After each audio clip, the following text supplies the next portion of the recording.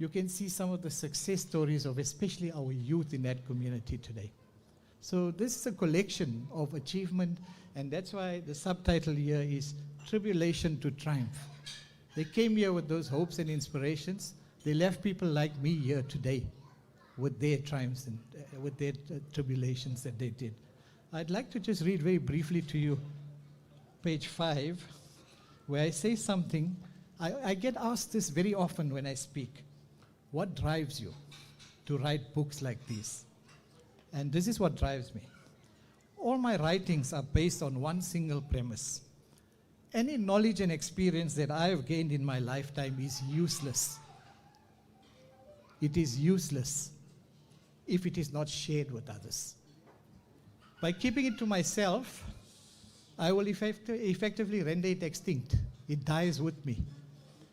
But by sharing it, that knowledge and experience will multiply exponentially and serve mankind further, perhaps even in perpetuity through writing in the written word. And that's what drives me. So I thought I should share that. I'm not marketing the book. The book is already almost out of print because all my books are published with support from people like these on the back cover and placed free of charge in all our public libraries and school libraries because they can't afford to buy books. So it's always a non-profit venture where we place these books there.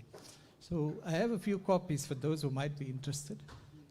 You can contact my agent here afterwards, yeah. But let me now get to my phone where Janice, I was saying when you turn 68, and I hope you don't go through that when you are 68 or 70, you can't remember anymore everything in your head. You need to make a few notes. So unfortunately, I say, have to refer to some of these notes now. So firstly, thank you for this wonderful initiative, not just for honoring me and my colleagues, and I'd like to believe, although I haven't spoken to any of my fellow recipients here tonight, like Dr. Banda, I would like to believe that I have a mandate from each one of you to speak on your behalf in thanking them for the initiative firstly, and for the honor that you have bestowed on us today. Now, I am Indian. I am Indian. I have a very proud cultural heritage that I'm extremely proud of. But I am also South African. I was born in South Africa. My father was born in South Africa. He never left these shores because the apartheid government would never allow him a passport. My grandfather arrived here in Pretoria in 1903, never left the country again. But he was hankering to go back to India. He never got there. I have been over 20 times to India. On one of those trips, one of the first I took with my wife, Serena, on the very second day of a 2-week trip, she wanted to know when our return ticket was for. Because she says, there's no place like home in South Africa. We could never stay in India. So although I have a very proud cultural heritage of India, I am South African first, and then I am African. I was born in Africa. I am an Indian, South African, African, if that makes any sense. I want to share with you a stereotypical story of people, even today in South Africa, who see a Venda person within a certain vision. They see an Indian person in a certain vision. You know, we are curry and saris and dance. We are much more than that, as most of you will know. I happened to be, just after Madiba had come into power and took us to our democracy, I was fortunate enough by Madiba's government to be made a member of South Africa's first National Commission for UNESCO. And in that capacity, I found myself in Washington one day. I think it was around 93, 94. And I was in desperate need of a haircut. And I went into a barbershop or salon, as they called it there, I think. And this lady said to me, "You have such lovely hair." I really had hair at that time, 93. It was sitting here and here and here. And I needed that haircut. And she played with my hair and she said, "Where are you from?" And I said, "South Africa." She said, "Oh." But she played again with my hair and she said, "But your hair is not African."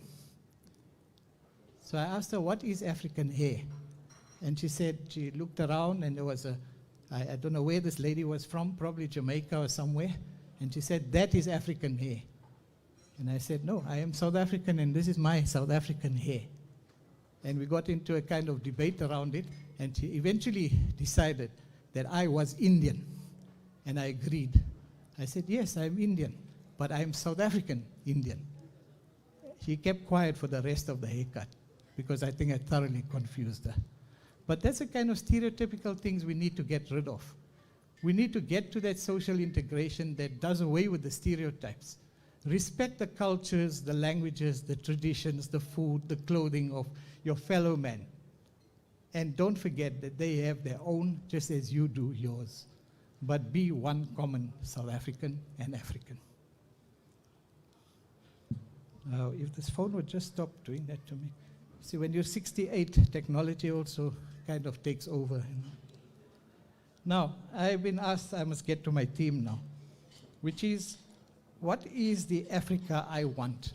Now, whenever I speak, I borrow very heavily from my three mentors, idols, and role models.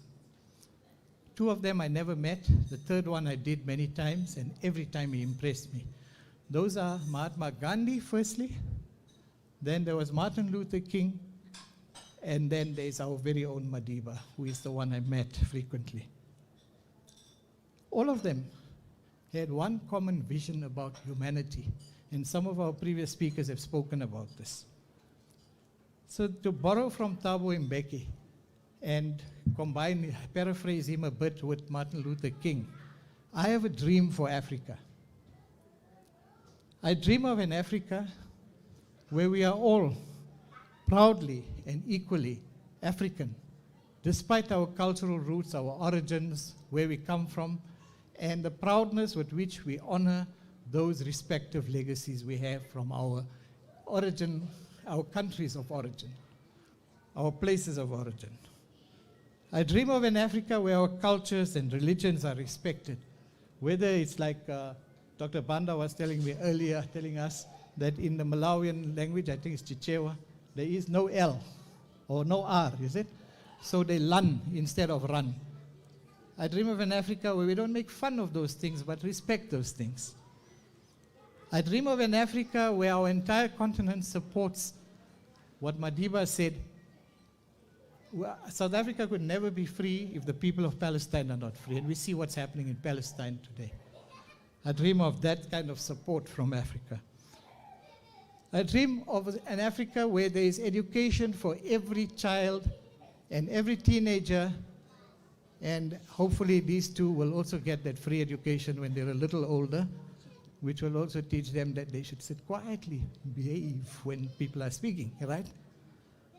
I dream of an Africa where employment and business is free for everyone. We know what's happening with this free trade agreement across Africa. JJ, I'm sure you guys are part of it. That's the Africa we want, where there's no poverty and hunger anymore. Above all, I dream of a corruption-free Africa. We've heard about the Mo Ibrahim Award for good governance. I'm sure you've heard of it. Happens every year. A few of our African leaders have won that.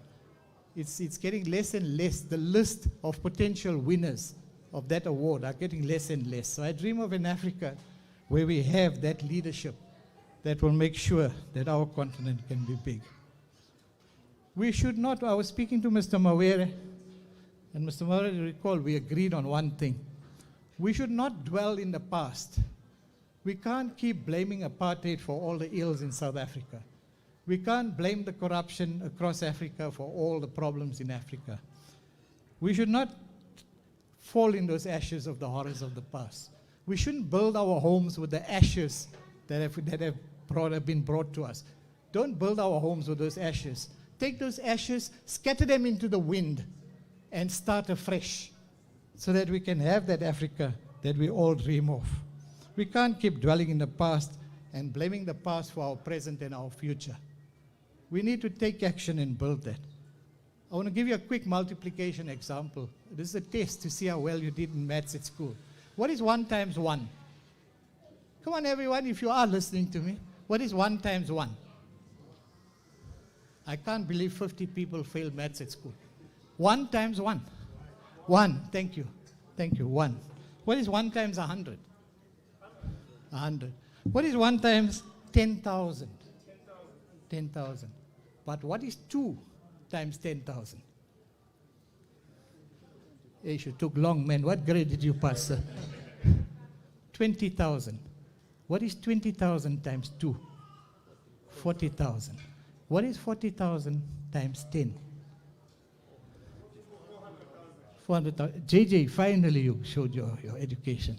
400,000. And if we go on like that exponentially, every one of us here tonight will be part of that large figure to build that Africa that we want. Martin Luther King said, I have a dream. You all know that famous speech, right? Not all is good in the US today for what he wanted. We know what's happening there, but he got very far with that. Gandhi and others with him, they drove the British out of colonial India, which many said would never happen for centuries. It happened. Madiba went to jail for 27 years. Everybody said, yeah, a certain section of our population said, we will rule forever. Madiba came out of jail to become our president and lead us into a peaceful democracy.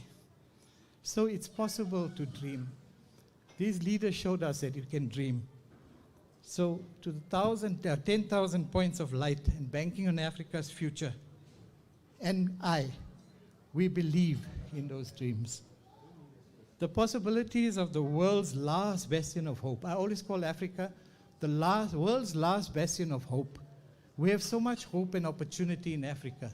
And it's through these organizations, and maybe more who will be born out of these organizations, that we will find that Africa leads the world. So congratulations on the initiative, allowing me to be a part of it. And whether you are Indian, South African, whether you're from Benin, whether you're from Malawi, Ghana, Morocco, wherever else in Africa, be proud of that tradition and culture you have wherever you came from, where you originated from. Wherever you find yourself now, be African and be a point of light. Thank you very much for your patience in listening to me. Thank you. I think we must thank a round of applause for Mr. One more, Mr. Hassan, not Hussein, not Hassan, but Hassan. Fakir, thank you very much.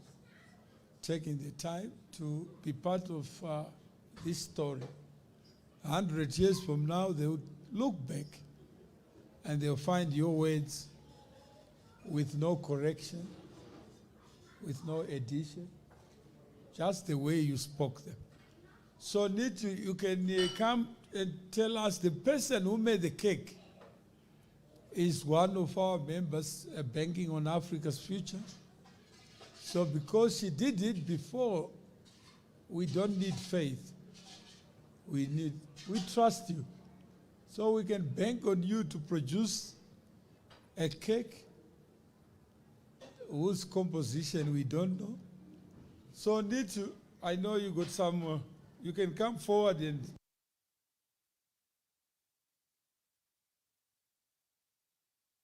then that's the point of light, the dreamer who produced this cake. Is it the cake from the bottom up? Okay, yeah. Okay, come through. So Janice, that's and can we join in just saying,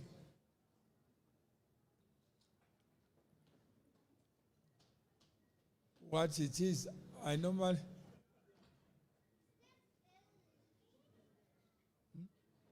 the knife,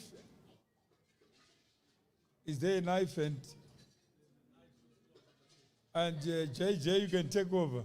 Oh, yes, I will do that. Yeah.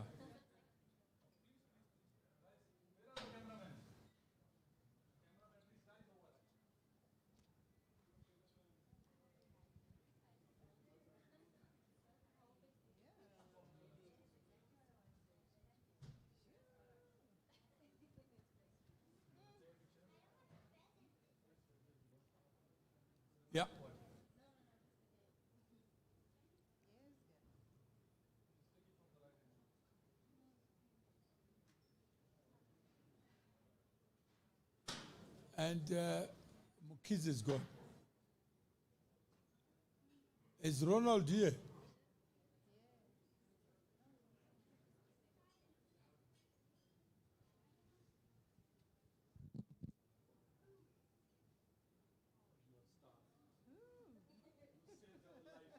Yes,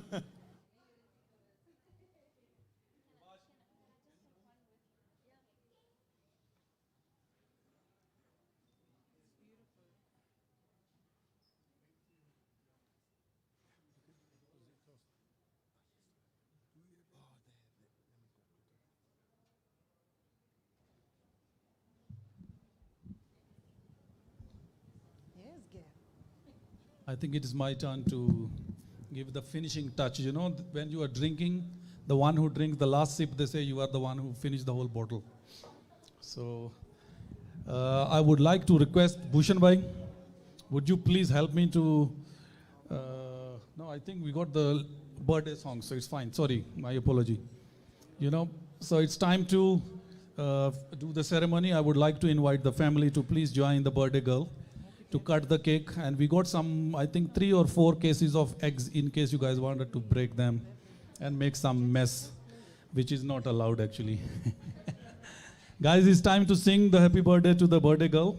And Madam Tambi Shabalala, one of the finest singer in the house, going to give that honor. So I would request the family to please join Janice to cut the cake. And my staff, please provide the lighter to burn the candles on the cake. Lighter, lighter, lighter. Whoever smokes, please bring the lighter. Come on, guys. I can't believe there's no smoker in the house. Yeah, there we go. We have that.